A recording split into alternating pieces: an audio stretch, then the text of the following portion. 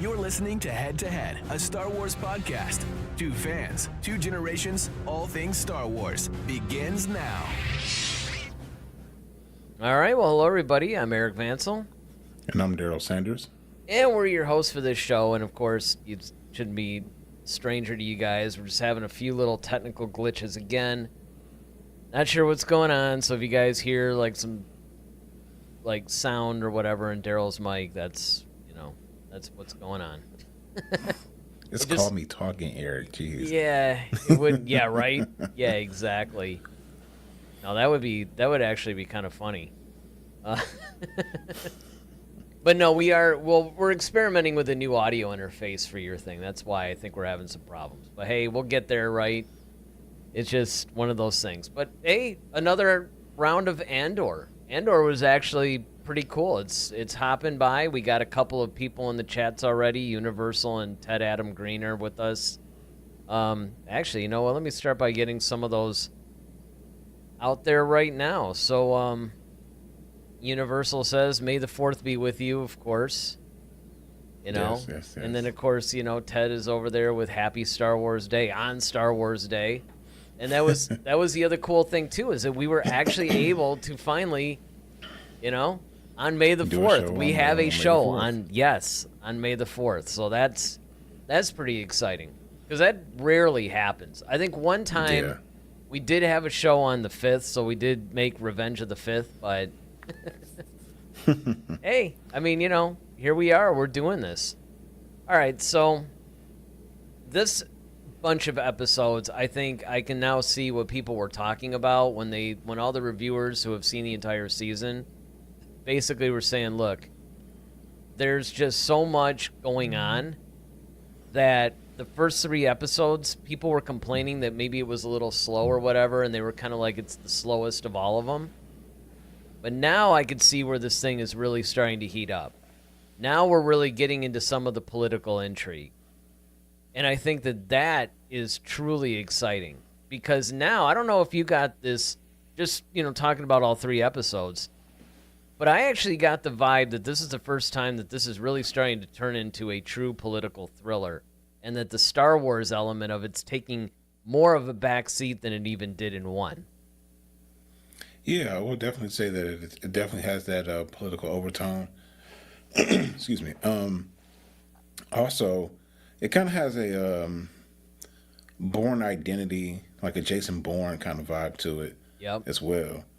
So that kind of ties in with it, almost like a Patriot Games or, Clear and Present Danger? Yep. Just kind of has those. Any of the Jack Ryan type stuff, yeah. Yeah, the Jack Ryan, espionage stuff where they're doing a lot of, talking in code and a lot of things are going on behind the scenes and there's a lot of tension that's building up right now.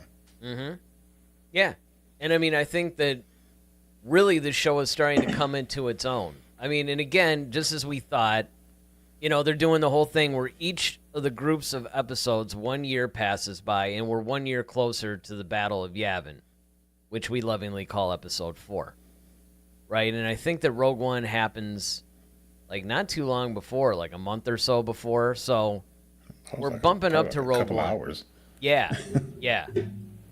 Well, yeah. I mean, it actually ends. That's true. I mean, it pretty much butts up right against it in the end. But I'm talking about like all the beginnings of the stuff, like everything that.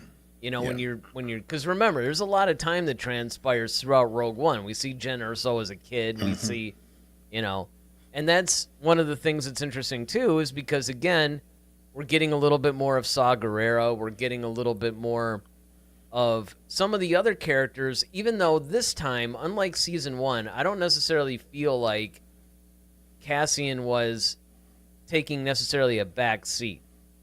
This time I think that he's a central figure and we're seeing people around him, and just sort of weaving in and out of the storyline, but I don't necessarily think that it's like season 1, because one of the biggest complaints that a lot of people had about season 1 was that Andor almost seemed to be like he wasn't the main character.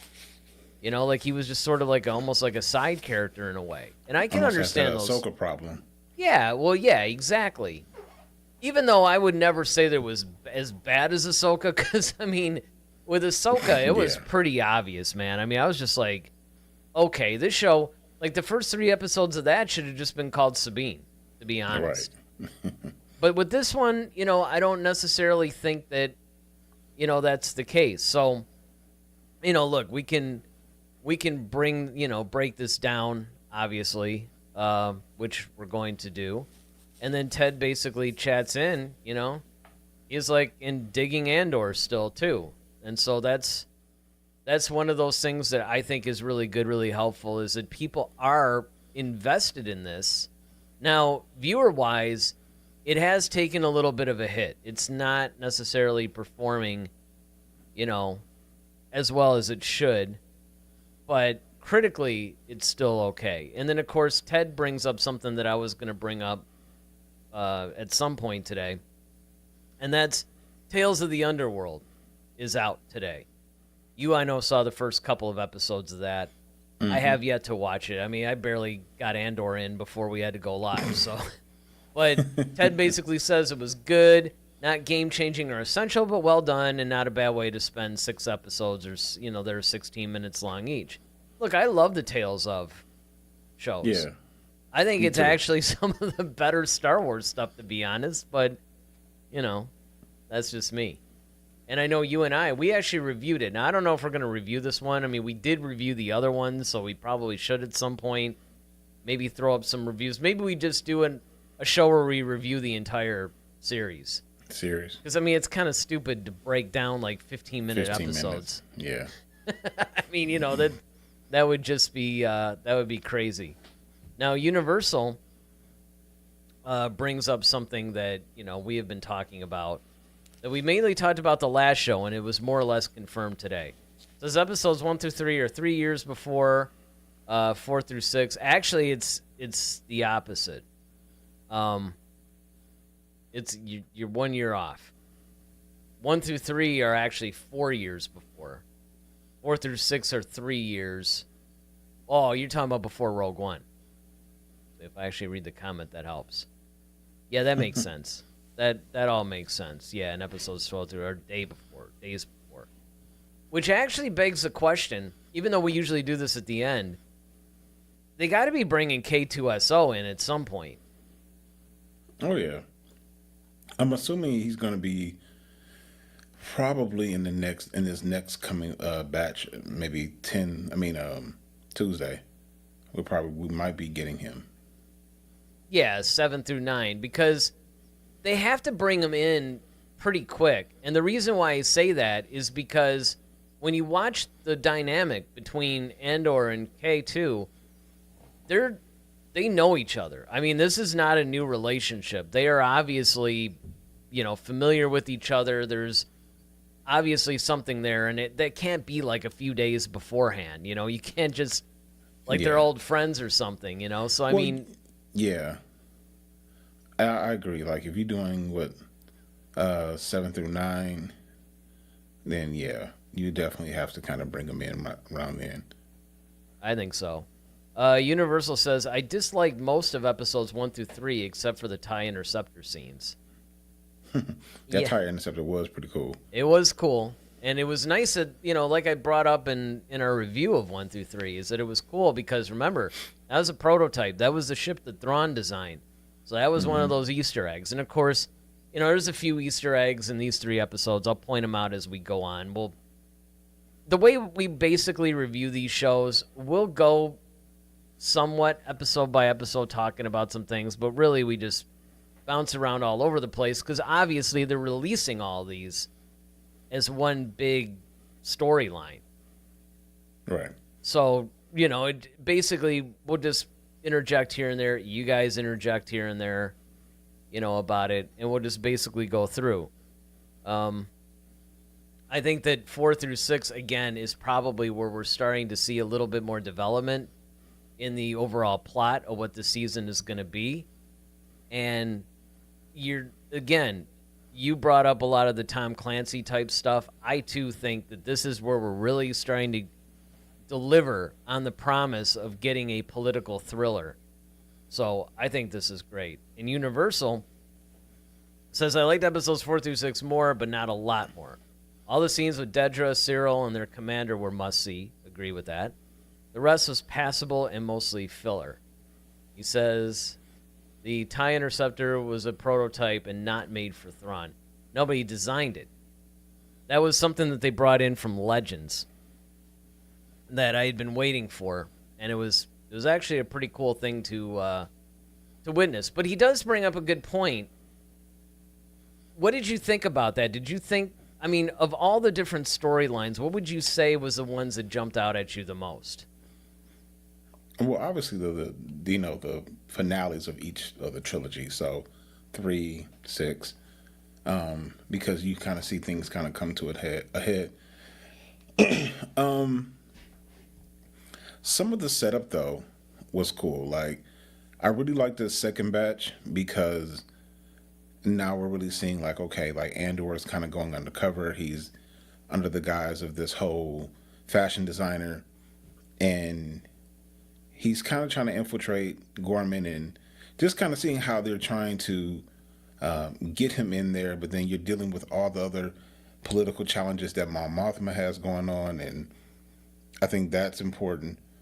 And I think it's the thing about Andor are the nuances, like what we talked about with 1 through 3, when we noticed how stressed Mon Mothma was, to the point where she just started drinking heavily, start trying to party just because she's so overwhelmed with the pressure that she needs a release of some kind just to kind of just bring her back to center. Otherwise, she's going to crack. And so it's those little things. That's where I will say the character development, because we've always seen Mon Mothma, even from the original trilogy, she's always very poised, very calm, very calculated. She speaks with such a soothing tone. And to see her wild out like that, you're just kind of like, well, now what makes her do that? You know, and it's like that. Now you see why. It's like she's under distress. So we kind of have always looked at her as this regal, kind of calm woman, and she is.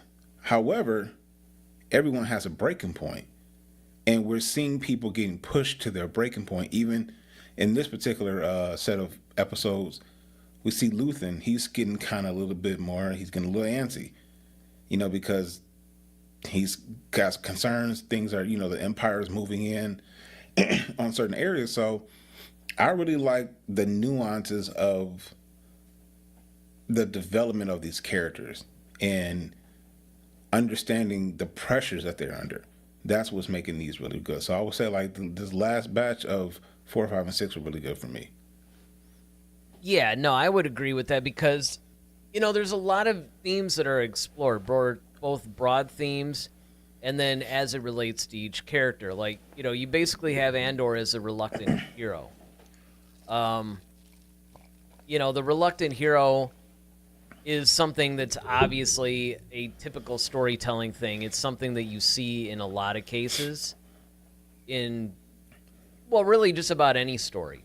You know, I was going to say in science fiction, but actually you see that in just about anything, right? That's just like a typical story trope. But what's really interesting about seeing it here is the fact that it's something that it's done differently with Andor than it is some of the other characters. You could draw parallels to Han Solo with it a little bit. Luke really was more adventure hungry anyway, so he wasn't really a reluctant hero by any stretch. But with Andor, I think that it's great to see that struggle because remember, when we saw him in season 1, he was sort of aimless and shiftless and, you know, he was allowing things to happen to him. Yeah. And I think that he finally gets in and says, okay, yeah, this is a cause. I'm going to fight for this and everything. And, you know, but now he's starting to see things a little bit differently as well because, you know, Luthen is like, no, listen, the cause is everything. You know, relationships or whatever don't mean anything. But obviously he's completely in love with Bix. And it's sort of like, okay, well, at what point... I mean, you're taking up these causes because you're fighting for the people and you're fighting, for some normalcy. You're fighting to be able to have these things in life. And it's like, at what point, where's the line where you have to sacrifice everything, but in a sense, you're sacrificing the things in a sense that you're fighting for. It's kind of a weird dynamic there. So, yeah, I think that absolutely. part's interesting. And that's really what's different from season one. Season one, it was a little bit of more of a slow burn for that reason. But with season two, I think that we really are, like you said, we're starting to really see a lot of complexity in Andor's situation, without question. Yeah, and to your point, Eric, like in this last episode, episode 6, there's the conversation that he has with Luthen, and he's basically like, he's reporting about Gorman, and he's just like, hey, they're not ready, they're blah, blah, blah, and Luthen is kind of like, look, you can't just throw this away. You gotta stay with this. And he's like, there's no point. And he's like, well, you gotta stop thinking like a thief. And he's like, well, I'm thinking like a soldier. And he's like, well, I need you to think like a leader. Mm-hmm. And the difference in that is, and that was such a pivotal moment because it's like, and I didn't even think about it from this perspective, but he's like, to the rebellion, we need a place like Gorman because they're financially well off. We need resources, we need money, and if we have them on our side, that will help fuel or fund what we're trying to accomplish. If we lose a place like Gorman and they don't side with us, this rebellion is going nowhere without the funds. And we know that just in the case of war, you got, in real life, it takes money to fund a war. So with a rebellion that's not sanctioned by a government, you got to have the resources. That's why Saw Gerrera, we'll get to that, of course, but, that's why you got Saw Gerrera out there just in the middle of nowhere in caves struggling, trying to make this stuff work because he doesn't have any resources. He's just got, look, I just got to steal and take what I need. Well, and that actually highlights in a lot of ways the differences between all the approaches of these main leaders. Mm-hmm. And it also, one of the things that was really nice about Andor, you saw a little bit of this at Rogue One because it was basically the tail end of it, but it was all about the unity, right? It was about the unity of, okay, you have all these different factions that are rebelling against the Empire that really aren't going to go anywhere unless they unify under a single leadership and combine their forces and really just straighten out what their ideals are and how they're going to carry those out. Because Saw obviously has a different approach than Mon Mothma, who has a different approach than Luthen. Luthen's kind of part of the same thing. And then, of course, you have some of these other factions that are, just these different, like, guerrilla warfare type. Yeah, like like these rebel cells. And it's like, okay, this is all good. Everybody's hitting the Empire, but without that concentrated effort, you really don't have anything. And Saw, of course, represents pretty much like the fringe. He's one of those, like, hey, man. The radical. Yeah, he's a more radical, like, outside, kind of walking the line between, almost being as bad as the Empire in some ways. It was nice to see Two Tubes there, by the way. Right. I really enjoyed seeing that. Yeah, he's definitely, a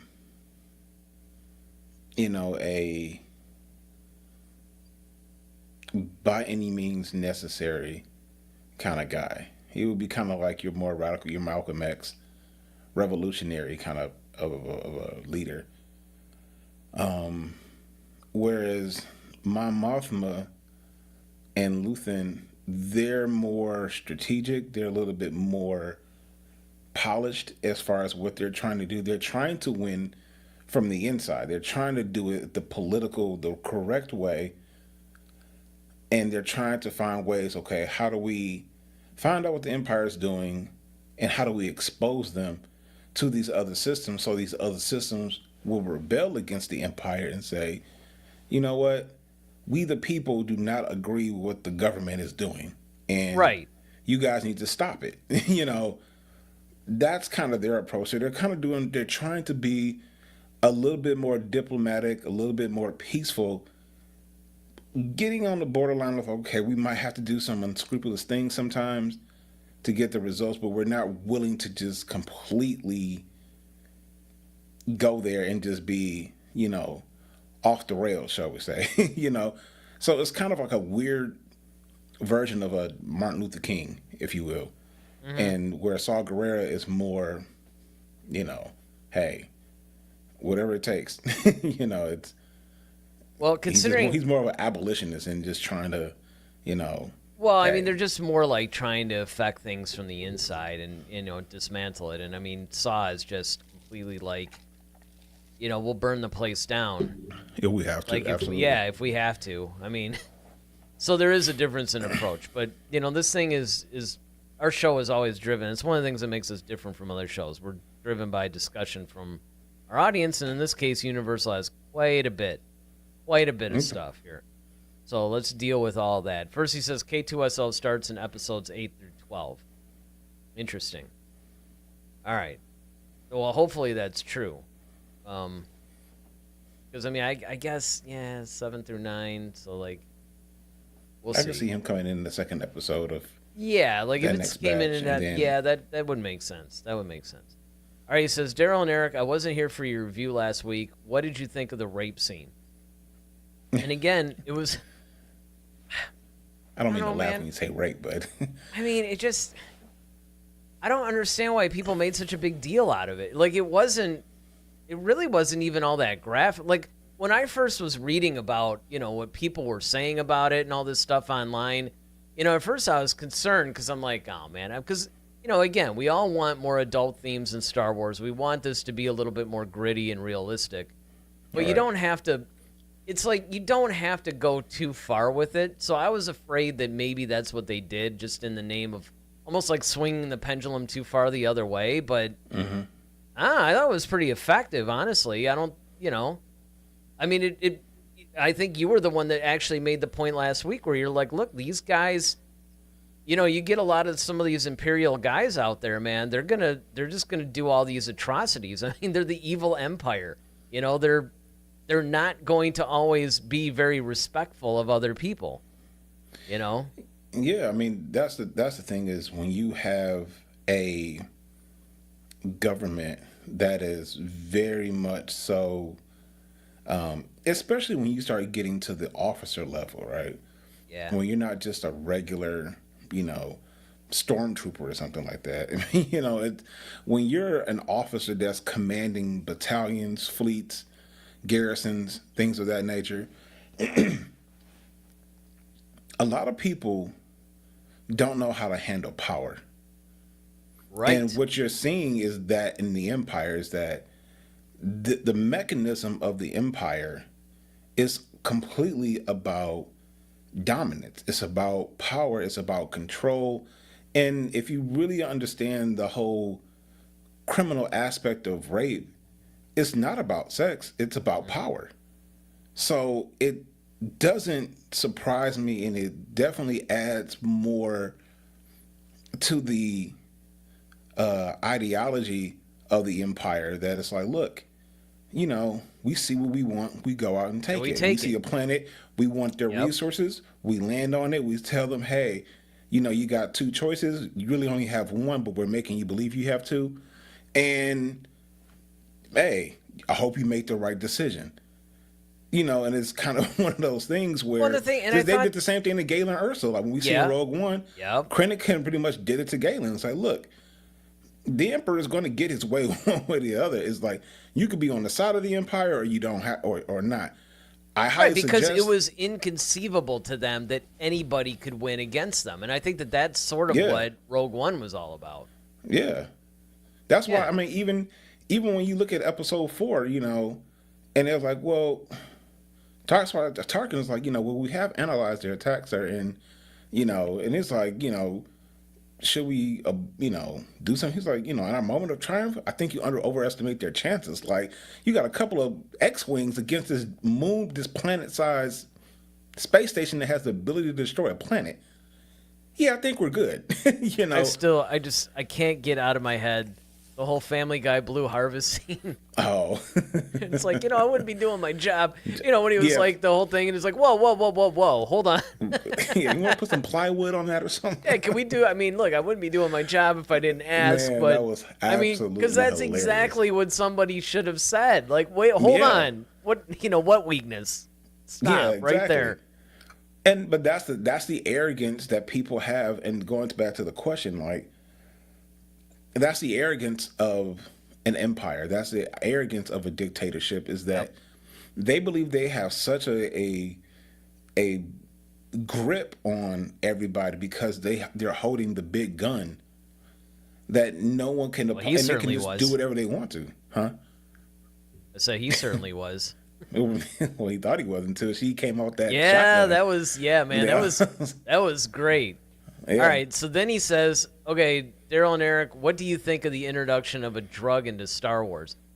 That wasn't really the introduction of a drug, really. No, because we saw that in Attack of the Clones. Yeah, death sticks. Death sticks, yeah. And then even before that, don't forget, especially if you're in the expanded universe, you got Spice.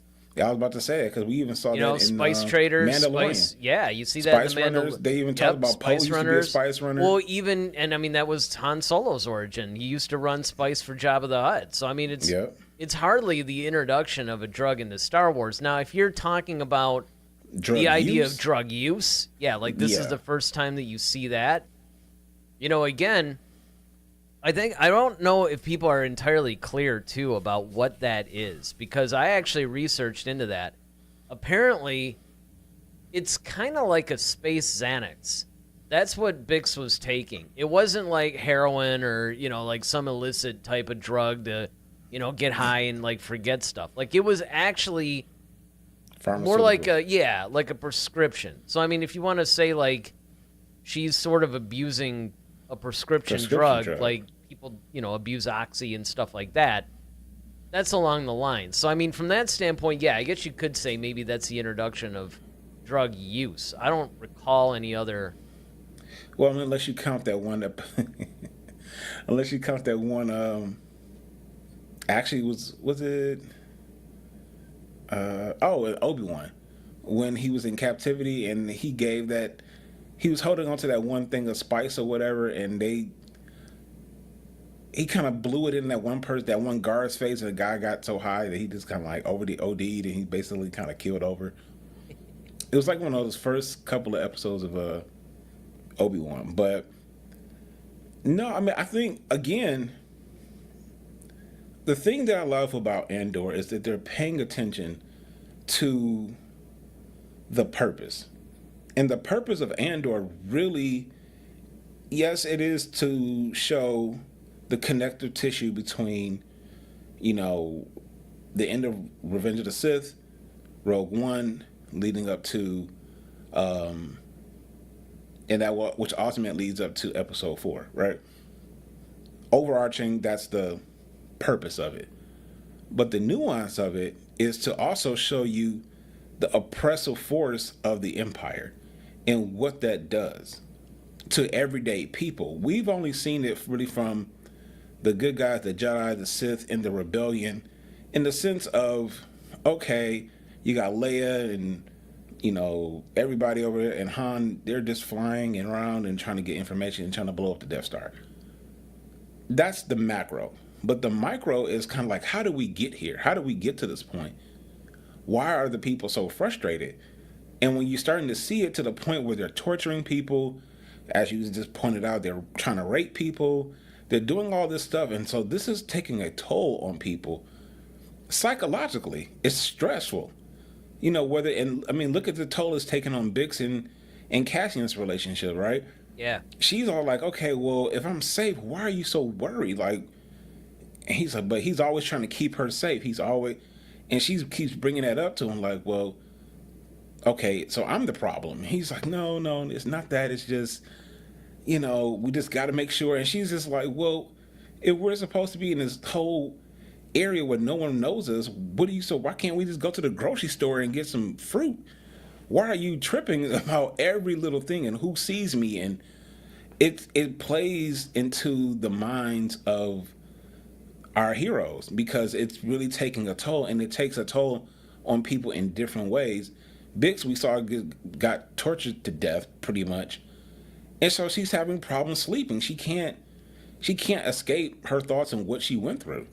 She's a very strong person, but she can't escape herself. Well, speaking of which, going through Universal's many chats here, and then we also have a few other people I want to get to. We'll skip around a little bit, but Universal clarifies when we were talking about it. He says butylamine is a canonical medication to treat anxiety and psychological illnesses. As a calming influence and used by assassins, snipers, and spies, long-term effects are paranoia and memory impairment.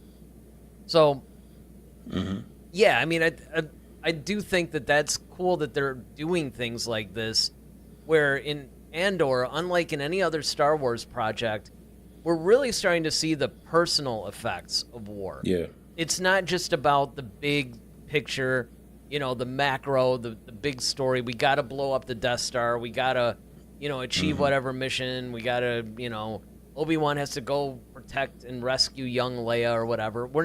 It's not just about these big things. It's about a more personalized version of the war. And I think that that's something that Andor really excels in.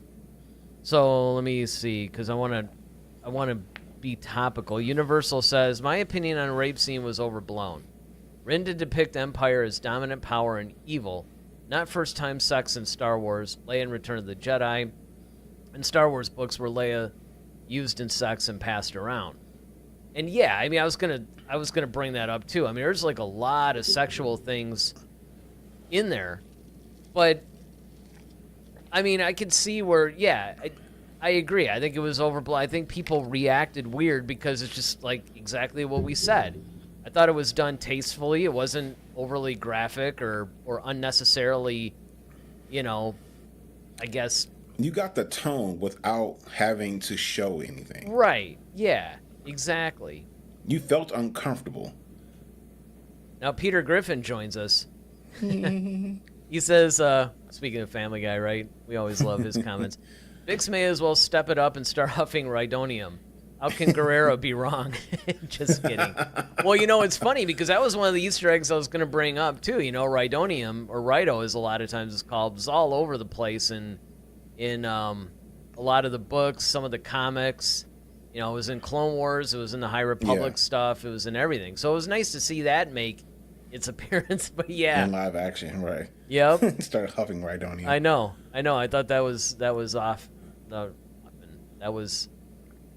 I don't know what I was saying. All right. Sanakin. The Senate O scene was dope. Would Elon's "My Heart Goes Out to You" salute have been too much? Oh, man. Well, it's funny because, I mean, in a lot of ways, that's kind of how the, what's his name? Oh, I can't, Hux. That's sort of how the Hux character is. Oh, yeah.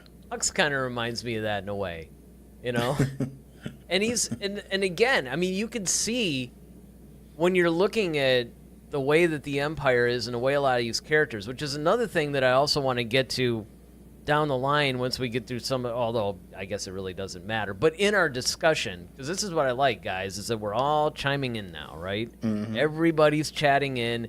This is really what we want the show to be all the time, just so you know. But one of the things that I definitely want to get in there, too, is the fact that we're seeing the Empire at a much more micro level than what we've normally seen them. And I remember it was nice to see that in Andor Season 1, right? You're seeing, like, their little council meetings and, Monday board meeting, team meetings, basically. Well, I mean, and it was even great, like, I forgot which of the 3 episodes it was, but it was like, well, wait a minute, this thing doesn't have a bill of lading. I'm like, wow. Like, we're really getting into the whole, like, business lingo and all this other stuff. I mean, this is the kind of thing that's really awesome, right? I mean, they're who's really catering. They're really getting into this stuff, and I thought that was really cool. Peter Griffith says Luthen is going to give her a bad batch to make it look like an OD. Yeah. I would not I wouldn't put it past him. I mean, you might be Luthen, he's that kind of. You're right. He is that kind of guy. I could see him doing that. And you know what's really going to be interesting? They got to kill him off. Don't you think? Because you look at Rogue One, man, you're just seeing like Mothma. I mean, granted, you could just do the whole, Luthen is off on a mission on, whatever. Mm-hmm. I don't know, man. He's missing. And look, we get it. The reality is the Luthen character was written after all these movies were done, right? Like, we understand that. I always feel like I have to clarify this because every time we bring this up, but again, you have to deal with this. That's why I always made the argument that if they decided to reboot a lot of this stuff, even though it's an unpopular thing, I could see why. Peter says both Luthen and Bix got to go, sadly. And that's probably true because, again, Bix is another one. I mean, Andor, he's single. Yep. So obviously it's like, okay, Bix didn't seem to make it to Rogue One, again, unless she's off on some weird mission somewhere. Hang on. Universal comes in and says, the question is, who kills Luthen and how? I know we're probably gonna have to see, probably towards the season finale or something like that. I think though, like with the advancement of Cyril, Cyril's been kind of stepping up a bit to the point where he's, gotten on the radar of the ISB.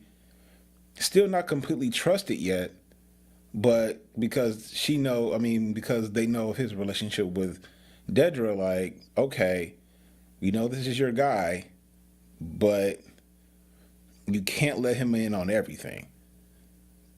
But we can use him in certain areas because he's trying to prove himself, which is fine.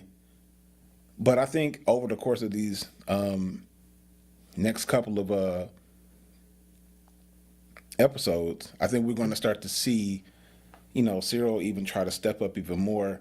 And it just depends on which side of the coin is he really going to step up with. He's going to go towards more, delve deeper into the Empire, or is he going to see some things and kind of like, you know what, this is wrong. And maybe he'll kind of bail out and try to help the rebellion. So I can see Cyril being maybe a person, because he's starting to show his manipulation a little bit.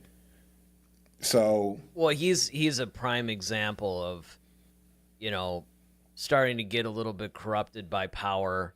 The more that he advances. And I mean, the thing about Cyril is that he's definitely a more mature character now. He's not so over the top like he used to be. I mean, he still has some of those traits, but it's more controlled. Yeah. Cyril is like, he's proving to actually be somewhat of a complex character in a lot of ways. All right. So Peter says Andor will take Luthen out after he finds out. Or actually finds out he takes out Bix. Universal says the death has to be significant as he is a primary character. Yeah, I would agree with that. Mm-hmm. And then Peter says, I wonder which one of them flips, Cyril or her. I think it's going to be her when she finds out she's preggo. Oh, I didn't even think about that. And then Peter says, it would be crazy if he is Luthen's nephew and been a double agent. And then Universal follows that up with another question. Does Dedra die before Cyril or after, or do they die together? Ooh, that's a good one. Yeah. We're foreshadowing a lot of deaths coming up. Well, you know what? I mean, look at Rogue One. I mean, that's basically like the king of... Well, I mean, at the end, man, everybody got wiped out. Everybody. And it was like... I mean, it was just one after the other, too. Yeah, that was a clearance sale, man. I mean, everybody must go. Yeah, that was pretty crazy, actually, how they just wiped everybody out like that. But you know what? You sort of have to do that, though. I mean, because the one thing about this is nice that you're expanding characters like this. But the one thing I've always said, many, many shows, is that the danger when you're doing this and you're creating all these really compelling characters and you're dealing with eras that happen, like before, like when we're playing in between this, like episode 3, episode 4. Let's just take that for an example. Mm-hmm. You go in between episodes 3 and 4. All right. You see where everything's at beginning with episode 4. So, and if you create like these super prominent characters, it's one thing if you just have like these lower level characters or something that you could easily just write out and dismiss and say, yeah, well, during Empire Strikes Back, they were off on some other system. But when you have these like crazy prominent characters, you got to kill them off. Like you can't, you can't explain it any other way. It's like, well, wait a minute, this guy's like, super prominent. Then where was he in, A New Hope? It's like, what, you're telling me Andor wouldn't be in one of those X-Wings? And you could even say he was. I mean, we know he wasn't. But, if they had wanted to. I mean, look at Ahsoka. The big question on everybody's mind was always, well, where was Ahsoka during the original trilogy? Well, they sort of explain that a little bit. So, you have these kinds of things that you have to be careful. And it's just, on one hand, you want to write these really super compelling storylines and create these really, really fascinating characters. But on the other hand, if you're not going too far either before or after what I would say is the prime era of Star Wars, well, that's the problem of having this franchise that's been around for so long. Even up until like 10 years ago, anything post Return of the Jedi was safe. Well, now you got this whole thing to where, okay, now you got The Force Awakens. It happens 30 years. Now that does give you a little bit more time to play than, say, the 19 or so that's in between 3 and 4. Or like 10 or something. But, still, you have this finite thing. You got to, like, cut it off at some point. Yeah, I mean, you do have that, and then, of course, now do you have the sequel trilogy, but then you also have Mandalorian now. Oh, yeah, right. And you got, Book of Boba Fett, you got all that stuff going on, too. So, and that's closer towards Return of the Jedi. So, when you're building out these things, yeah, you do have to kind of account for certain things. Now, fortunately, like you brought up, Eric, with Ahsoka, I think it was wise because in the Clone Wars, you had her leave the Jedi Order, which I think helped because now when she's gone, you can, because if she was still a part of the Order, it almost would feel like she would have to have a place in the fight. But if she's completely like, I walked away from all this, and she's trying to be a regular civilian, just not deal with any, it's easier to accept that she just blended into the background. And even though, and I'm sure like once the Death Star blew up, who blew up the Death Star? Oh, Luke Skywalker. You mean as in my master Skywalker? So she's probably like, okay. Oh yeah, I mean, maybe somebody else. He's taking the reins. You know what? If he's like anything, he's like his dad. Hopefully, he's so far he's on the right path. So let's just let that. Well, the problem that you have with that, here's the issue that you have with that whole thing. I mean, if we get into this, right? I see one of the chats, they're in there talking about, Tales of the Underworld or whatever. It's like, we get into that? It's like, yeah, you can get into that. We can discuss anything you want on this show. I mean, granted, we're far enough into the show now. Like, how long have we been going right now? Yeah, like 44 minutes or something. We're far enough in now that anybody that's tuned in, yeah, they get it. We've been talking about Andor. It's cool. So if we go beyond that, again, it's a discussion show. Right. Because look at what we're talking about now. We're not even talking about Andor right now. Kind of, but not really. But the thing that you're talking about, and this is a big thing, is the fact that, you got to figure out like where these people are, because you can't be somebody like Ahsoka and then just leave it on. Well, I know there's this big empire that's like terrorizing the entire galaxy, but I'm sure it'll be fine. Mm-hmm. That was the biggest problem that they had before, is that if you look at the plan that Obi-Wan and Yoda had, wasn't really fully fleshed out. And again, I think that this is where people start to try to turn Star Wars more into sci-fi than sci-fi fantasy. People forget about the fan. I go on this rant like once or twice a year, but that's because, and especially with all these shows that are coming out now, people are trying to put it more in the sci-fi box and the sci-fi fantasy.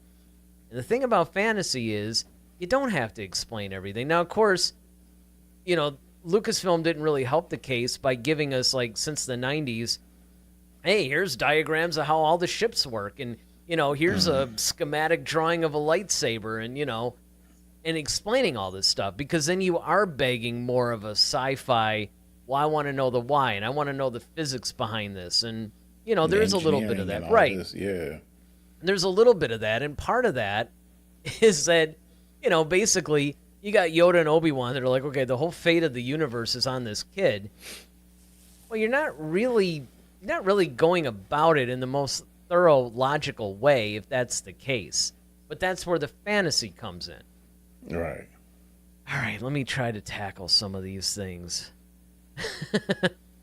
So Peter basically says, I also got Mothma's daughter dying as well. You know, that's a good question, too. How prominent do you think she's going to factor in to any of this stuff? I don't know. It just depends on... I mean, I think they could probably have her in a situation where something blows up and she just happens to be in there or something like that, and it just... It would be so cheesy. Well, I mean... But I mean, I could see it. No, but here's the reason why I asked that is because if you looked at... They got married, right? Yeah. And and the whole thing behind that, remember the whole season 1 plot, right? Because where Mothma found herself was somewhat at odds with her family because, you know, her husband and her daughter were kind of like pro-Empire. Mm-hmm. You know, and she's not, and she's trying to hide that. And not only is she not pro-Empire, but she's actively funding and fighting, you know, in the rebellion, which obviously could land her in a little bit of trouble. So I thought that storyline would have a little bit of a stronger presence. Again, you know, we're only the second batch out of, well, I guess we're halfway through though. So it is amazing to me to see how some of the things that they started in the first season, we haven't necessarily gotten the payoff yet. Now, that doesn't mean we won't. It just means we haven't yet. Mm-hmm. But, you know, you're right. She could blow up in something. Of course, Universal challenged that theory. He was like, why? Mothma doesn't die. Well, that's because Mothma is in episode 4. She can't. Yeah, well, there is that. I mean, you kind of have, you have to keep her around. Hey, listen, she could pull them all. Oh my God! I knew you were gonna do that. Hey, listen, Darth Maul basically opened the door for like nobody. The funny thing was when Luke, was it in The Last Jedi when he was basically like nobody ever dies or something, or was that? Oh yeah. I was just like, boy, you ain't kidding. Not in this franchise. It really doesn't matter. Really Palpatine is like thrown over into a shaft, and you know. But at least there's an expanded universe all the way from the beginning. There's an expanded universe explanation for that. So I mean, they can do that. Universal says I can share with you both the Andor 2 viewership numbers for 1 through 6. Oh, okay, yeah, because I don't think that it was. I don't know if it's like doing as well. I mean, I know critically it's acclaimed, but I thought I read something that, you know, everybody thought it was going to be doing these great numbers, and it's not. That's because the franchise is taking a hit. Yep. And so then, of course, Universal says only Cassian, Mothma, Krennic, and Saw survive. Now for a little. And then, of course, Tubes as well. Yeah, you gotta... Yeah, 2 tubes.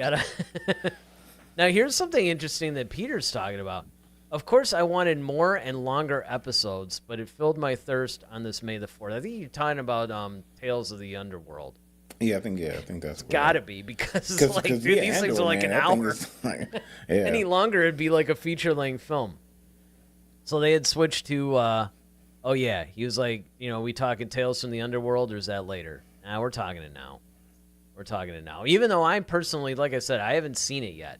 Now, you saw the first 2 episodes. What did you think of them? I thought they were cool. I mean, one of the things I love, spoiler alert, is I love the fact that they're showing the relationship. Initially out the gate, they're showing the relationship between Quinlan Voss and Asajj. Yeah. Like from Dark Disciples? I wonder if they actually made that, because, Dark Disciples was an unproduced Clone Wars episode. Like, it was supposed to be in season 6, and then, of course, when Disney bought Lucasfilm, so they turned it into a book. So what did they show? Well, it's basically like Asajj is basically dead, and you have Quinlan Voss along with Obi-Wan taking her back to, I think, Dathomir, and they put her in this pool. Well, he cries over her, and one of his tears lands in her hand as he puts her into this little pool or whatever, and he walks off with Obi-Wan, but then she kind of wakes up because Mother Townsend wakes her up. She's like, wake up, and Asajj is underwater, and she sees Quinlan and Obi-Wan walking away, and Mother Townsend gave her 2 options. You could stay with us and be in that, pretty much like a horse ghost, I guess, if you want to call it that, or you could return to the real world. And then so Asajj's like, okay, well, it's never that easy. So what's the catch? So he's like, well, you have to sacrifice the one thing that you love. So she returns back to the real world, and now she's kind of taking on this job. She's kind of pulling the Obi-Wan, where she's just trying to, well, not quite the butcher, but she's working basically as TSA or something like that. She's at this spaceport or whatever as security, and she's just trying to do her job when this one kid comes up and he tries to, he didn't have enough money to get a ticket, so he pretty much tries to use the Force and not mind wipe, but basically use Force influence on her to try, you will let me go. Almost that whole what Ray tried to do on a trooper and it didn't work. Basically, he does that, and Asajj is kind of looking at. She kind of peeps in is this kid really? And the Empire's kind of roaming around. She tells the kid to hide. They come in there. The stormtroopers are actually trying to search the place, but she's like, you know what? I'm gonna do this kid a solid. So she actually does it for real, and it's yeah, there's no one here. You need to go check Docking Bay 24 or something like that. And he's like, okay, well, we'll leave. There's nothing here. So they start to walk off. He's like, if you see anything, report it because there's a big reward. That's when the lady who owns the little spaceport is like, oh, big reward? Oh, no, they're over here. She completely just sells them out. And so they get into this whole skirmish, and they both, pull out lightsabers and take out the troopers or whatnot. And now they're on the run. And this kid is trying to figure out, okay, well, who the heck are you? He's like, I haven't seen another Jedi in a while. And Asajj is kind of trying not to give herself up or who she really is. But they finally get on this ship, and the kid keeps pressing her, who are you? And so she's like, I used to be one of the Count Dooku's lead assassins. My name is Asajj Ventress. I killed a bunch of people you probably know. She just kind of puts it out there. But Asajj wasn't really interested in helping the kid until he mentions, he's like, well, I'm trying to find the path, because Quinlan Voss started it. And she's like, wait, what did you say? And he's like, oh, yeah, I'm just trying to get out of here. I'm not trying to stay here. She's like, no, the other part. And he's like, what, Quinlan Voss? Yeah, yeah, he's the guy who started the path. So now she's interested in helping this kid find the path because now she wants to see Quinlan. But she won't tell him who Quinlan was to her. So that's kind of where I left off. Yeah, that's pretty cool. Look, Universal says I saw it as well, as per usual. Star Wars animation has done much better than live action. And then I think going on probably Peter's comment, less is more with animation. Better to be short and good than long and bad. And yeah, that's That's pretty That's what much she true. said. That is, yeah, I know. I was sorry. thinking the same thing. It's like, all right. All right, so now we get some of these numbers for Andor. Now we're back to Andor a little bit. So for Okay. episodes 1, 2, and 3, 248.8 million. But man, it pretty much doubles for 4, 5, and 6, 481.3 million. So that's good. Yeah, he says episodes 4, 5, and 6 rank number 4 in this week's top 10. It's awesome. And then Peter was like, yeah, his mind trick was a little weak. Yeah, that's what it was. I couldn't. Yeah, the Jedi mind Force trick. influence, but mind trick. Yeah. Well, we all knew what you meant. But I mean, it's one of those things where I think, again, that the Tales of series are really good and they're really creative. I think all 3 of them now, even though I haven't seen this one yet, I'm sure it's fine. Did they drop all the episodes at once? Yep. Okay. Because that was something I think they had in common with all of them. Well, they might as well. I mean, how many episodes are there? 6. Yeah, and they're only like 15 minutes. Like less than an hour and a half, you're done. Yeah, I mean, pretty much you can. The first 3 are probably going to be aside. The next 3 are going to be about Bane, Cat Bane, that is, not the guy from Batman. That would be great. Man, Big that'd be crossover. awesome. Hey, don't forget. I mean, here comes a Star Trek reference, but I had to buy the book years ago because when I saw it, how they have all the Star Trek and then the Next Generation, like all the novels, kind of like how Star Wars maybe is. like one with the X-Men or something like that. Yes, it was a crossover. It was a Star Trek: The Next Generation book, but it was a crossover with X-Men. And of course, in my Patrick head, Stewart got to be looking at right? Xavier like, man, I mean, you look that's familiar. the thing. Like, and I mean, that was the problem I had while I was reading it. Like every time I would read the Xavier parts, I'm still thinking of Patrick Stewart. It's, it was kind of tough. And this is before like when they got the younger cast to do it. Oh, right, yeah. So, I mean, that was, but it was surprisingly good. I mean, I thought that it was going to be really cheesy, and I'm like, oh, you really? But no, it actually wasn't bad. I'm surprised. I can see how that would kind of work. I mean, because Mm-hmm. the X-Men are kind of like aliens anyway, from a certain point of view anyway. So, well, I mean, when you start, and even when you start dealing with any Marvel or DC stuff, it's like, look, I mean, Superman's an alien. Like all these people, alien worlds, Thor, these. I mean, it's like, look, it's not really a stretch, especially Star Trek, because Star Trek still takes place. That's the whole point. Yeah, it's like it's around, it's still Earth. It's just way in the future. All right. Star Wars, although I was reading something not too long ago where they said that Star Wars, like the way that, like the maps or something, like Earth actually exists in the Star Wars universe. But, who knows, like when or where. It's, yeah, exactly. Like, and it's like, are they opening the door? Because, you got that Alien Earth series or something that's coming out. So it's like, true. do we get, do we get that? So that's, I don't know. But I mean, the other thing that I was trying to remember now that I wanted to talk about was a lot of the Cyril stuff I thought was cool. Particularly, believe it or not, I really like the scenes with Cyril and his mom. Oh, yeah. Because, that's another voice that he's had. And, of course, we got another of the infamous cereal scenes. Yes. I saw that. I was like, oh, cereal eating cereal. I'm eating like, cereal. oh, Cyril eating cereal again. It's like sweet. It's been a minute. I was kind of hoping that would make its appearance here. But I really like the fact that, even his mom still kind of has the same dynamic with him, but it's different, though. Yeah. Like, she's still kind of needling him a little bit, and, but just the whole thing, like that whole subplot with Cyril, Dedra. I always forget that commander guy's name. The guy that we call Evil Luthen. Oh. Which almost sounds like you're saying evolution, but with a lisp. It's Evil Luthen. All right, it's like...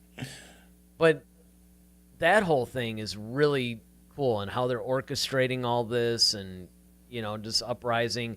I just really like the connective tissue between all these different storylines. To me, and tell me what you think. You guys out in the, chat audience right now, tell me what you think too. But it really seems to me like there's more cohesion between all the plots in season 2 versus season 1. Yeah. You know, like Yeah, it was I would season definitely- 1. It almost looked like, because I think the idea between season 1, Andor obviously was the focal point because you're bringing in Cyril and all those guys because he's trying to capture Andor for what he did, you know, on that one planet or whatever that, you know, he was the custodian of.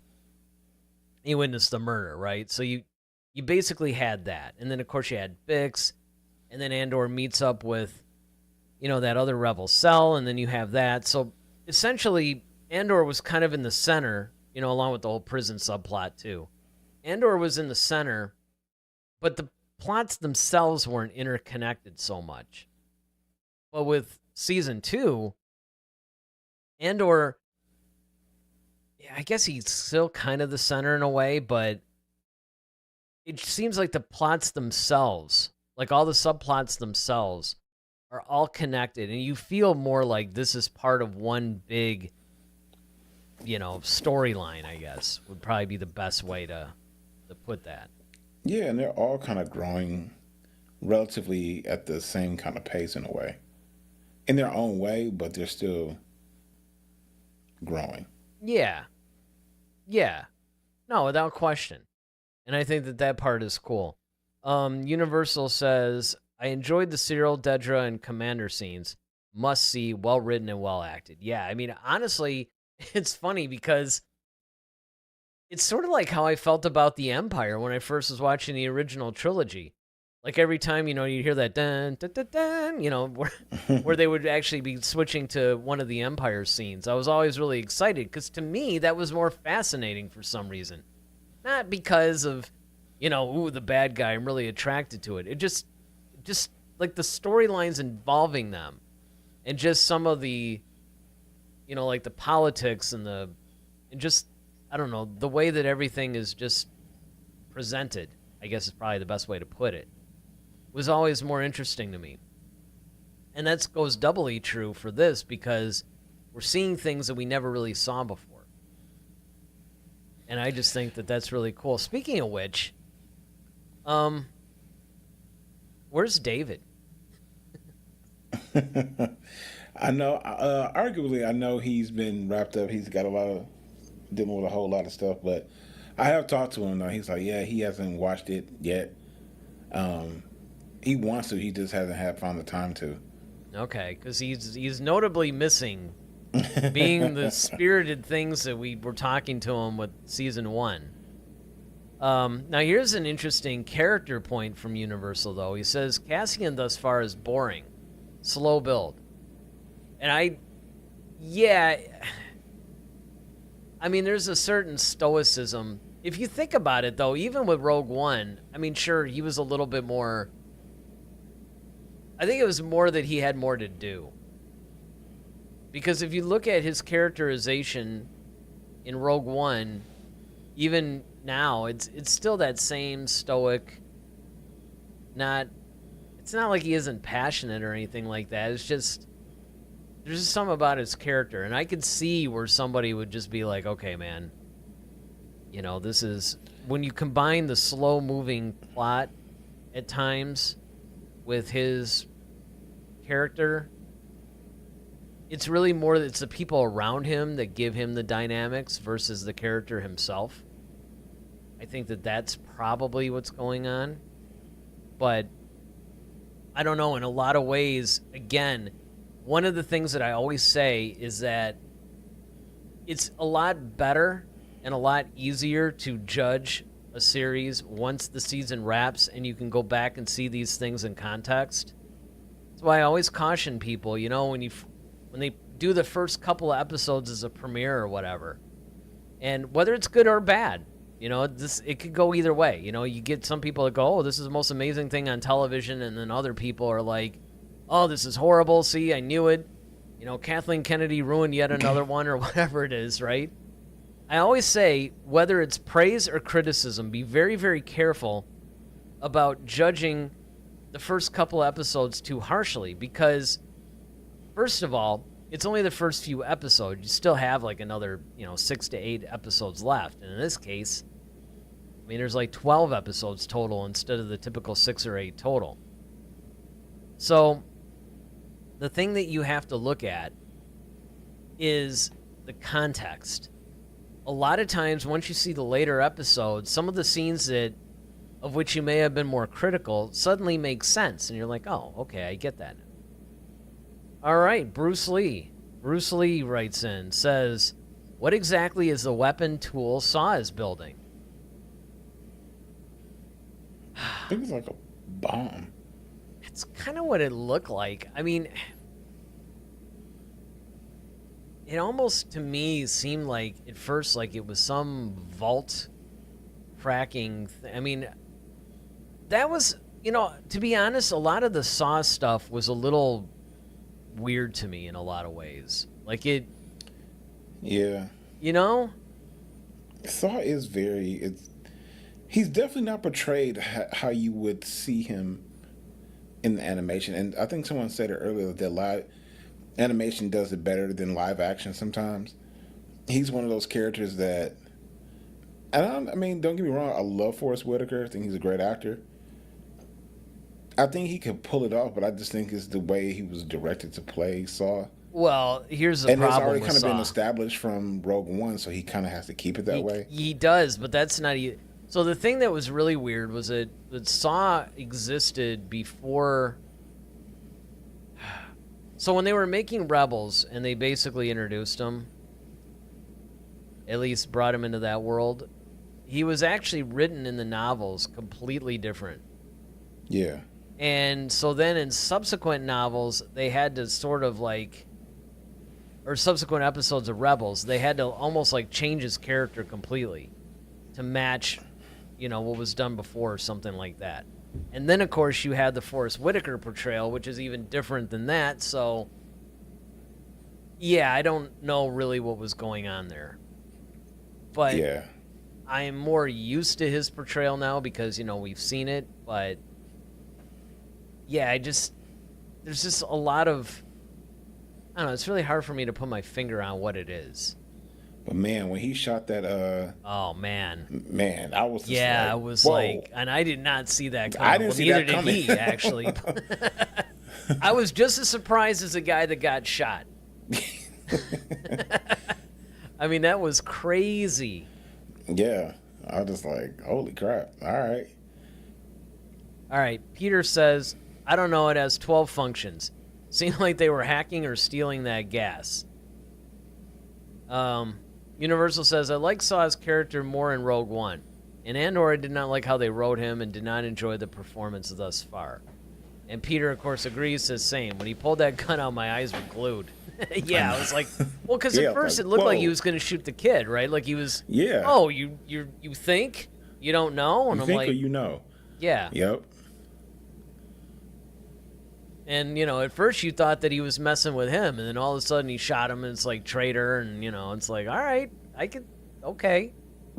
Yep, found out that he had a listening device on him and warned the Empire. But then the fact that Saw was already a step ahead is like, yeah, the Empire thinks we're going to ambush him, but we're really going to be over here doing, like, okay. Oh, yeah. I mean, I like that aspect of him. Yeah, the fact that he's very cunning and he's not a stupid man at all. No. And he's so paranoid that he's definitely like crossing every T and trying to dot every I. Yeah, again, there's a lot of things that I guess it's just like season 1 for me in a lot of ways. Overall, I think it's a great, masterfully done show. Mm-hmm. But, you do get pockets of things here and there that you can be critical of the way they're handling it. Sure. I mean, I don't think it's a perfect, I don't think it's perfect, but I think it's well done overall. To the point, somebody asked a question about, or was bringing up the point about Andor being slow, not mentally, but just the slow pace of the show or his character. And I think it's just because he's in season 1. Once again, it's all about the struggle. He was trying to figure out if he wanted to even belong to the stupid thing. Now that he's a part of it, but then now he's found the love of his life again and rescued her. It's like he's not trying, and he's already lost so much. remember he lost his mom, and now he's losing, he doesn't want to lose Bix, and he's trying to. The cool thing is, because we know how this ends for him, when we see the opening scene in Rogue One, when he walks up to that dude and just gets the intel and then shoots him, like, you can see there's going to be huge jumps from where he is right now to that version of him in Rogue One. Because now in Rogue One, he's completely bought in. And well, maybe that's why because I like the somebody fact brought that up there's his a Bix year. died already. Yeah, So he it really could has be. nothing else to lose. That could be. But and he's like, at this point, yeah, I have to be all sold in. And that's the part about war, and that's what I mean by the nuance of things, is because you don't think about the toll it takes on people, like when you're legitimately thinking about war. And like, if someone had to leave their family, I mean, a lot of us have friends or family who served in the military, and that's a hard thing to do, just to up and leave, and you don't know if you're going to come back home, and you're hoping, and especially if that person's in danger too, and they're going through their own things, and you're not there for them. And there's a lot that Andor is kind of wrestling with, but he still kind of tries to do his job. But he's not Andor the way we met him yet. And I think something else is going to have to push him over the edge in order to become the Andor that we know. Well, there's a year between each of these chunks of episodes. And I like the fact they're doing it that way, that you get like 3 episodes so you can tell a really nice detailed story, and then it jumps ahead. Mm-hmm. Because, this whole thing took place in a matter of a few weeks or something. I mean, you wouldn't be able to get to where you need to get to. And I'm definitely... Or it wouldn't be believable. Yeah, right. They would have to rush it a little bit, Like Mm-hmm. you would have to get to points in his character development that just would not be natural. Yeah, it would look like Rise of Skywalker. Yeah, exactly. Exactly. All right, so, Peter's basically coming out with some of these, quotes, from Saw, which are cool. And, again, that just goes into what he's basically all about, right? And then Peter says the kid was sweating trying to defuse a nuclear bomb. And Saw is just talking and talking. Yes, I'm glad you brought that up, because that was one of the things that I was looking at going, like, really, man? Is this... But he was doing that on purpose. Like, he was doing that, to see how good he was. Yeah. Yep. Now, keep in mind that, of course, the kid had messed up. Saw would probably be dead, too. But, see, he doesn't care. And that's what makes him so fascinating. Yeah. But while, who was putting out I think that was Peter Griffin, who was putting up all the quotes. Yeah. He missed the greatest one. We not talked about that. He said, calibrate your enthusiasm. Oh, to yeah. me, that... He's like, this, you're excited about this is an assignment. It's like, look, calibrate your enthusiasm. And I was just like, man, that was a good line. Well, he was putting up quotes from Saw. But yeah, you're right. Okay. But you're right. That was probably one of the best quotes of this. All right, so given all of this, I guess if we had to actually rate all of these things, we always like to give a rating for each of the episodes. Mm-hmm. And then the story arc as a whole. So what are you doing? And of course, this is for everybody. All you guys can do it.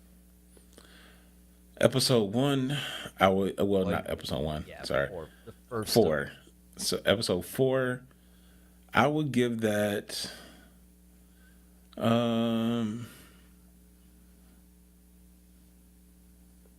maybe a 6.5, 7. I would give episode 5 7.5, and I would give 6, 8. That's uncanny. That is my exact ranking. That's exactly what I was thinking. Because, 7, 7. Because I thought that episode 5 was a little better than episode 4, but not by much. And I thought that 7, it was good, but it was really more of a building type of an episode. They had to I thought it was really good, but I mean, it was definitely a setup. I think that episodes 4 and 5 were setting up 6. 6 was the payoff. Yeah. And I also thought that 6 was just a little bit, I thought it was more well done than 4 and 5. So yeah, I would give that an 8 because I thought that was good. Because I think we gave an 8.5 to one of the episodes. I think episode 3. We gave an 8.5. So it didn't quite stand up to 3. But I again, overall, I would say this is another batch of really solid episodes. I thought that it's good. We're on the right track. We're seeing a little bit more of that espionage, political thriller type of thing going. And, I just think it's going to go up from there. Now, as far as next, what are you looking forward to for the next batch of episodes, which is coming out in 2 days? I'm looking to see K2SO. Finally, yes, I'm waiting that's a for big that. one. Yeah, that's a big one for me. Appearance. I'm waiting to see what Bix is going to do. It seems like she's on a warpath now. So I kind of want to see some more growth out of her because, for the most part, she's just been kind of out of it because of, just battling the tortures of her torture, basically. She's still being tortured even though the torture isn't physically happening. And then I want to see, growth in Andor. Okay, and how I just really want to see this growth in everybody and just how everyone is shifting to, that's the thing about war is that you have some battles that you win, you have some that you lose, and then there's some that are kind of like stalemates. This last batch, I probably would say was more of a stalemate. I think just because the Empire could have taken out their little group that Cyril was watching over, but they allowed it to happen because that's what Dedra, said. You need somebody from Gorman to, so they allowed that to happen. That's why he even said, oh yeah, and send a response team and let them know we're coming. Sell it basically. So. Well, yeah, there's a lot of subtleties there that I think are phenomenal. Yeah. But I think now when we start to get, I think in the second, this third batch, I think we're going to see more of the rebels get a win here because I think this is when they have to acquire K2SO and some things like that. So I think there's going to be some wins here. I think after that, you're going to start seeing some losses on the rebel side, which sets up Andor trying to get that last win. Yeah. And I mean, a lot of that is basically echoing mine. I mean, of course I want to see K2SO in the next batch. I am curious on what Bix is going to do too, because when she killed the doctor, it's that was the closure I think that she needed. Mm-hmm. And now that was the cathartic healing that now bridged her back to what she used to be. So I'm really curious on where they're going to go with her now. And I'm really looking forward to more of the Cyril Dedra dynamic, and then also just the whole Empire subplot, really. Yeah. And I mean, look, the Mon Mothma, Luthen stuff, that would be interesting to me too. Now, here's something that I can't believe we really didn't touch on, that Universal's basically asking us. He's like, what did you guys think of Senator Bail Organa's recast? And I remember talking about it earlier because, again, for those who don't know, they didn't recast him for any crazy reason. They tried to get Jimmy Smits for the first time. He wasn't available. And I think it was more shocking to people because besides the prequel trilogy, Jimmy Smits reprised his role in every project that required Bail Organa, every one. Yep. So he's been seen in quite a few things. So I think that made it a little bit crazier. But look, Benjamin Bratt, I remember watching him on Law and Order. I was always a fan of his. You know, even though he looks quite a bit differently than Jimmy Smits, he does capture some of that same, thing. And I mean, I wonder if it's just going to be like, hey, look, man, we had to go with this other guy because you weren't available, but can he return? Because it's sort of like, well, dude, yeah, I get it. It would look a little strange, but, you've been Bail Organa in like everything, so I don't know. And it's not like, in his scene, it's not like he had anything really poignant to say like that, or yeah, it was just like, hey, a greeting type thing, like, oh, hey, yeah, exactly. Well, and like, he was in he was in episode 4 too, I think it was. It's 4 or 5. It was one of the earlier ones. Yeah, because don't forget, I mean, this is like 4, 5, and 6. He actually made another little appearance, but yeah, you're talking about the one in episode 6 where he's just like, hey, what's up? Yeah, basically little greeting. Yeah, I mean, yeah, exactly. I don't know. It's right. Now, when they start talking about the political stuff, and they really start getting into that, then that's where it's really gonna, make the difference. That's true. That is a good point too. Is that we really haven't had to see the full breadth of that character yet. Mm-hmm. So it'll be interesting to see how Brad handles him, if he is indeed going to be, almost said Jimmy Smits, Bail Organa moving forward. So Universal says, why did they wait until the end of the episode, and why was it in this episode instead of 7? Oh, he's referring to this. What'd you guys think of the ending of episode 6 with killing the doctor? Well, I mean, we kind of went over that, but I mean, in answer to your question, because we talked about it while you had written that already. But I think the reason why they didn't do that in episode 7 and they did it at this is because, again, in episodes 1, 2, and 3, 4, 5, and 6, I think they wanted to take these first 2 little trilogy of episodes and show us Bix's journey from being a truly scared victim that could barely function to functioning, but she has a little chemical help and she's basically out of the action, to now the story ends with her doing what she needs to do to basically mentally and emotionally move on, and re-engage. And it's like, okay, now you can start this next set of 3 episodes with a fully engaged Bix, because don't forget, they had to do it because there's a year between each one of these episode trilogies. It's not like it's going to pick up directly where it left off. Right. So you can't save that and be like, oh, for another year she's just moping around the apartment or whatever. No, you gotta wrap that up, and now it's a year later. So, and that's something that kind of messes with you. I mean, even though it's a year later, you got to stop and think of all the stuff that probably happened to these characters within that span of time. Exactly. So I mean, yeah. Plus, I like the whole Dark Knight-esque moment when they walk out and they're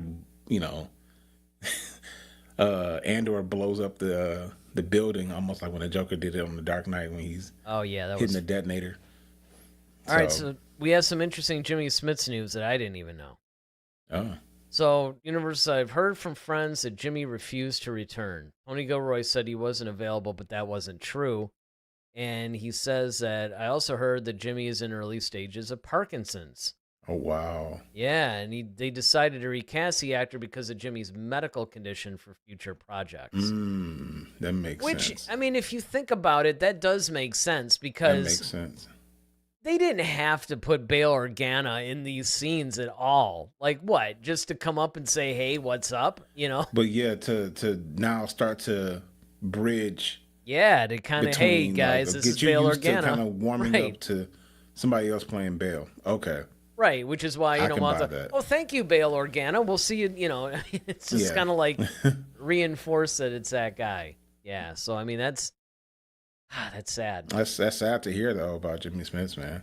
Yeah, it is, because I really like Jimmy Smits on The West Wing too. I thought he was in the last season of that show and he knocked it out of the park, man. Jimmy Smits basically elevates any project that he's been on. So we wish him well, and you guys. Speaking of knocking it out of the park, you guys, man, just Yeah. All the chats, and that's really what we like this show to be. So, yes.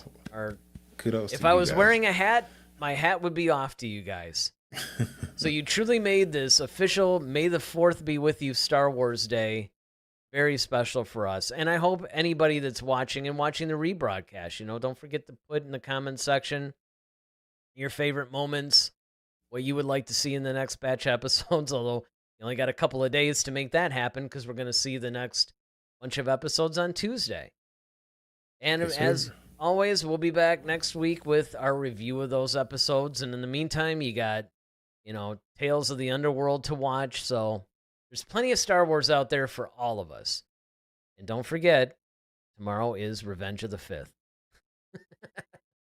So hopefully you guys have a good week. And thank you guys for watching. And of course, I wouldn't be a YouTuber if I didn't say, don't forget to hit the like button and the subscribe button, because the algorithm likes it. And even though, that's why we say this to the end.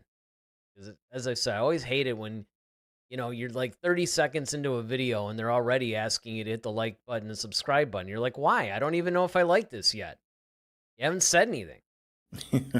So now you've had like an hour and a half of listening to us. So you know whether or not you actually want to hit the like button or not. But we do appreciate it if you do. Any kind of support you guys want to give us, obviously, we're grateful for it all. So until next time, I'm Eric Vansel. I'm Daryl Sanders. May the Force be with you. Always. Head to Head, a Star Wars podcast. Be sure to follow us on Twitter @HeadToHeadSW. Submit your questions for our next show. Visit our official website at headtoheadswpodcast.com. Until next time, may the Force be with you, always.